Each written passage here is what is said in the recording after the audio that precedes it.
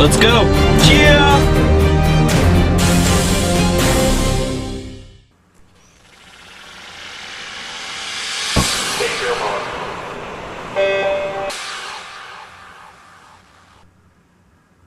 It's Thursday, July 28th, 2011. Welcome to another World Championship edition of the Morning Swim Show. Day 5 is complete. It was arguably the most exciting day of swimming so far. And joining us now from Shanghai to talk about the races, as he has done all week long, Swimming World Magazine senior writer John Lohn. John, welcome back. How you doing? Doing well, Peter. That was an exciting night for sure. It sure was. The best race of the meet so far, no doubt. Men's 200 IM. We saw our first world record, one that you thought we might see. That was one hell of a race, John. It was just tremendous. I think I was writing my column tonight, and I think it was nearly 600 days that we waited for a world record finally since the tech suits were banned, and we went with January 1st, 2010, and it couldn't have been any better way to get that first world record. I mean, Michael Phelps goes and swims a personal best time for the silver medal, but that was just it. Ryan Lochteapos was awesome, and it's kind of fitting that he's the guy who got that first world record long course since the ban of suits. It was like watching Ali Frazier now with these two guys. I mean, going back since 2008, they've been great rivals. Phelps has always had the edge, though. He's always been Ali. This is Lochte's time, but I got to tell you, it's obviously Phelps that's now getting faster over the last couple years. I think next year it's going to be a repeat. This is going to be the race to watch in London, the 200 IM. As much as I love that 200 freestyle because of the depth, you're right, Peter. There's nothing better than the 1-2 man-versus-man showdown that we're going to see here in the 200 IM. It's going to take 153 something to win the thing. You figure Phelps will be in better shape. Lochte's just been an animal in training. These guys are only going to get faster. They've separated themselves by so much. Laszlo Che is such a tremendous medley performer, and he's not even in the same ballpark as these two guys. That's unreal. 3.5 seconds behind for third place. We didn't even realize that there were other people in the race. I mean, these guys touched a full 3 meters ahead of the rest of the field. That's unbelievable. They might as well have taken the other 6 guys out of the pool. It was that one-sided in terms of just a head-to-head showdown. Well, NBC is going to promote the heck out of that race for 2012. I can guarantee you that. And I just one note to swimming fans, I hope we do not take this for granted, because someday we are going to miss watching both of these guys swim. All right, let's move on here. Women's 800 free relay was the end, finished the night off, but we saw Missy Franklin go from a star to a superstar right here tonight. Probably the best female swim of the competition so far. To be 155 flat, she not only jump-starts the American relay to victory, but putting it in perspective, she would have won the 200 free by half a second over Federica Pellegrini, who is a superstar in her own right. It's the fastest textile time ever. Missy Franklin's going to be able to do whatever she wants. We were kind of waiting for her to have this breakout, and after winning the Grand Prix series, I don't think anybody expected 155 flat. I sure didn't. That was flat out amazing. I wonder at what point she realized that her time would have won the individual event. It's not very often you see that. Leading the U.S., winning her first World Championship gold medal, leading the U.S. women who, without her on that relay, would not have won, even if they would have had Dana Vollmer and Natalie Coughlin, who I think they held off probably to save them for the 100 free later, which we'll get to. But, I mean, you need a superstar time to get them that leadoff, because it was obvious that the Australians and the Chinese were going to have better second halves, and they did. I mean, their anchor legs were much faster than the Americans. She took everybody out of the race right from the get-go. So just under 2 minutes into this thing, it's over. She just created such a gap that everybody else was playing for second at that point. And I know a 50 backstroke doesn't exactly take a whole heck of a lot out of you, but she did swim the final of that maybe 25, 30 minutes before that relay. So she could have been a touch fresher. Maybe we would have seen 154 point. Well, I'll tell you what, the Americans are happy to have her for the next 4, 8, 12 years. I mean, she is certainly going to become the superstar on the women's side of USA Swimming. And I think it started today. I completely agree. She is the one that everybody's going to start turning to. And she's certainly making an argument, a very strong argument, for why you don't have the trials for a major meet a year out, because she would have most likely been swimming in this next event we're going to talk about, the women's 100 free semifinals. We've got the American women in the top 8. Dana Vollmer, Natalie Coughlin, both 54 flat, tied for 6th place. Francesca Halsall from Great Britain. She's your top qualifier at 53.4. John, my question to you is she now become England's best chance for a gold medal next year? Well, they need her to be, because the Brits haven't really performed tremendously here. Now, Ellen Gandy did medal tonight in the 200 butterfly, but Gemma Lowe didn't, and she was the top seed heading into the 200 fly. The Brits need to put everything on Fran Halsall. She is that talented. She can be 53 flat, I think, tomorrow. I think she's got a little bit more in her. That's how good she is. And they need to find a star to be able to promote heading into the home games and say, you're going to be our go-to person. Yeah, because their middle distance swimmers haven't done anything at this meet. Rebecca Adlington, Joe Jackson, I mean, they've been non-existent. So yeah, they need somebody that they can promote for next year. Yeah, and on the men's side, they haven't been that good either. Dennis Pursley can't be real thrilled right now with how things have unfolded for Great Britain. What in the world happened to Britta Steffen, your 2009 world champion or Olympic world champion in both the 50 and the 100? She's not even in this final. She qualifies for the 16th spot after the prelims, decides to remove herself from the meet, and when she went down and spoke with reporters, she just said she can't put her finger on exactly what's wrong. She doesn't have it right now. It's time to go back to the drawing board, focus on London, see if she can rekindle things. But she really didn't have an answer for why she has been subpar. And the signs were there in the 400 free relay on the first night. She didn't perform anywhere near what we expected. I believe she struggled to hit 54.6. All right, next event. Before the World Championship meet started, you predicted 2 world records would fall. Men's 200 IM, check. Women's 200 breaststroke. Rebecca Soni's getting darn close, and there's no one else even close to her. 221 flat in the semis tonight. And maybe that's going to be the problem, that she's not going to have anyone to push her tomorrow night. It's going to be a solo affair as she goes after that record. She pushed it pretty good tonight. You would think there's going to be a little bit left. We'll see. I hope she doesn't take it out too hard like she did in 09 and died down the stretch. Hopefully she has that out of her head too. It would be really cool if she could pull that one off, because then the third one to target would be the last day. The Chinese are going to be riding everything on Sun Yang, going after Hackett's record.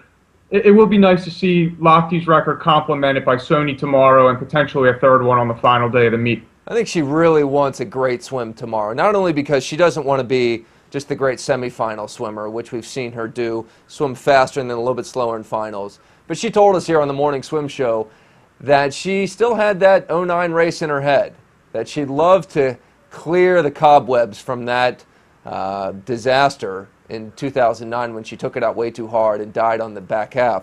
So I hope she gets her gold medal. I hope she breaks the world record.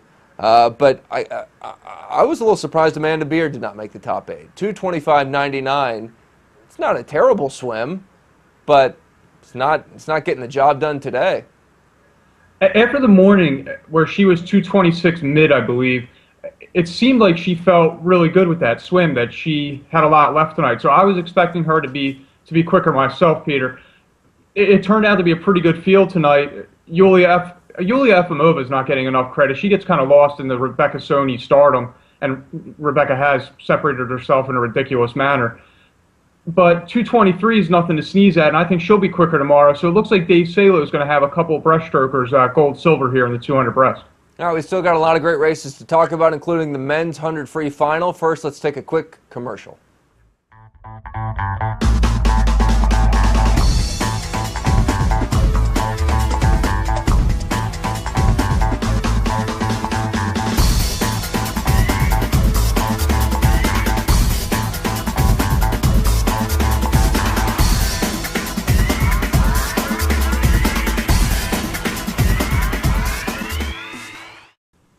Welcome back. Peter Busch here with John Lohn in Shanghai. John, next event to talk about the men's 100 free final.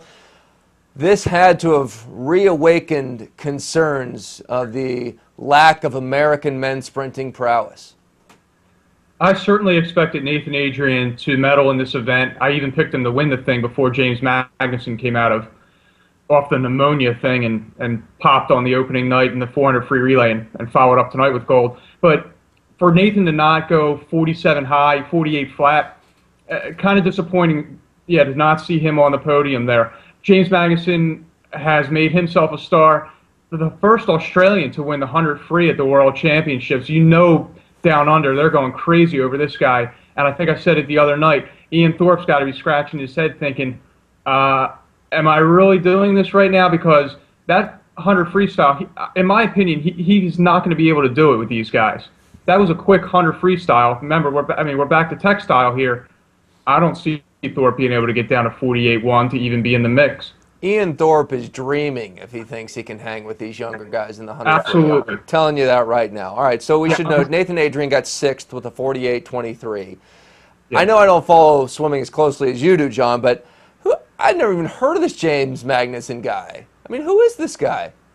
He came at the Aussie trials, had a really nice swim there. I'm not sure if it was #1 in the world. It may have been at the time. Then he comes down with this pneumonia thing, basically out of training for a few weeks.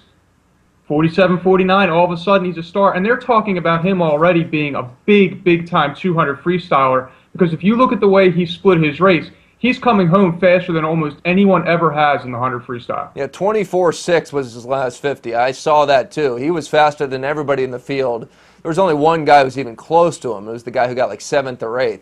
So he's obviously got back-end speed. So that makes sense to me that he could be a good 200 guy. All right, well, chalk him down for somebody we got to watch out for next year for sure. Yeah, Peter, real quick, it'll be interesting to see if Australia takes a flyer with him in the 800 free relay tomorrow. Maybe give him a shot at that race and see what he can do. All right, I also want to mention Brent Hayden, because he's a good friend of the show. He's always been a great guy. Great to see him win the silver. Only the second guy under 48. I don't think Brent's ever going to win that event, at the major meet, but that's pretty damn good to get second place in the world. So congrats to you, Brent. And I don't know what the heck happened to Cielo. I mean, I can't tell if he's having a good meet or not. I don't know either. Is he just a 50 swimmer now without the suits? It's starting to shape up that way a little bit.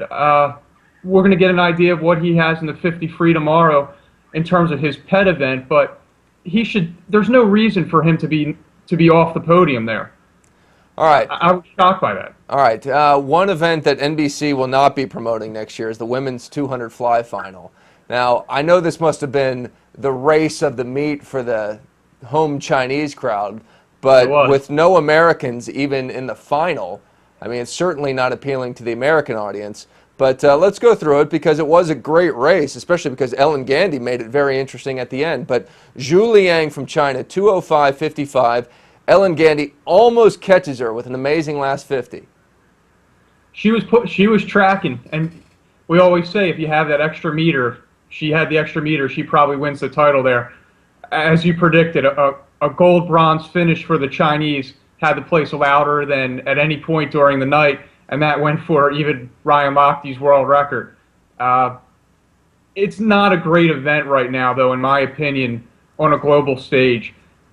And I'm not just talking about because the world record was like 4 seconds beyond. That's a ridiculous mark that probably will last longer than most. But I'm not sure it was kind of slow for me. I think that race needs to develop a little more. There's no reason the women shouldn't be in the 204s, I don't think, at some point. Yeah, Exhibit A of how much the high-tech suits helped. Lu Jiga, the world record holder, she was 4 seconds off. She got the bronze 4 seconds off her world record. Mm-hmm. Now, we should mention that world record, as you noted, is one of those where I could easily see it lasting 20 years. I mean, it was just that fast, 2:01 in the 200 fly. But, I mean, she's not even close to where she was wearing a suit. All right, men's 200 breast semis. Kitajima, after a disappointing 100 final, he's got to be happy with a 2:08.8, and for a while he was on the world record mark. Did Do you think he intentionally let up on that last 50, or is this pretty much what he's got? I think that's what he has. He said down in the mix zone after the race that he wanted to come out and prove something because he's very disappointed and he feels like he let down the country in the 100 breaststroke. But that's kind of where he is, and I don't know if that's going to be enough because I'm expecting Danny Yurta tomorrow to push that pace a little bit more. We know nobody in the breaststroke tracks people down like the Hungarian kid does, and I think he'll be 208 close to low, 208 flat to win that race tomorrow. Yeah, I think he can win that. I don't think anyone else can. Eric Shanto, I think he can medal. 2:10.0 has got him 4th right now. I think he'll probably medal, but he's not winning that race. Now this becomes a two-man race between Kitajima and Yurta, and it's just a matter of can either of those guys drop more time. Yurta seems to be the one that's in position to do so. All right, we should be talking about Missy Franklin more, so let's do it right now. Women's 50 back final. Missy gets the bronze. She gets the bronze, and she's the lead story right there. I mean, 28 flat. We're seeing her versatility. On the same night that she goes a time that would have won the 200 free, she gets the bronze in the 50 back. There's not too many swimmers in history that had this type of versatility. And we can very well see her win the 200 back, which prelim semis begin of that tomorrow. And you're right, the range of Missy from showing her prowess as a sprinter to up to a 4-lap event. And what else can you say about her except for what you did as you kicked off the show? A superstar in the making. Anastasia's Wave of 1. Aya Terakawa got the silver in the women's 50 back. All right, final event we're talking about tonight, the men's 200 back semis. Lochte gets back in the pool. He leads off semis, 155.65. Irie second, 55.9. Tyler Clary, 56 flat. It looks on paper like it's going to be a really close race. Do you think it will play out that way in the final, or do you think Lochte blows their doors off? I think Lochte blows their doors off. The thing that Irie might be able to stay with Lochte on top of the water. Irie is horrible. Turns underwaters, and Ryan's just going to eat him up. So Irie's going to have to work himself back every length, and then Ryan's just going to bury him underwater. That's the one thing the Japanese swimmer has to really work on going into London next year because he has a gorgeous stroke. It might be the best looking thing ever. Well, this is Tyler Clary's chance to make up for a very disappointing 200 flies, so you know he's hungry. Yeah, you would think he should be on the podium tomorrow. I would think a bronze is definitely within reach.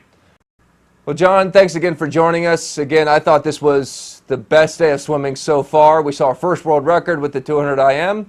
Might see another tomorrow with Rebecca Soni. And who knows beyond that? Missy Franklin might break a world record for all we know at this point. John, thanks again. Have a good night. You too, Peter. All right, and thank you for watching. I'm Peter Busch. Have a good one.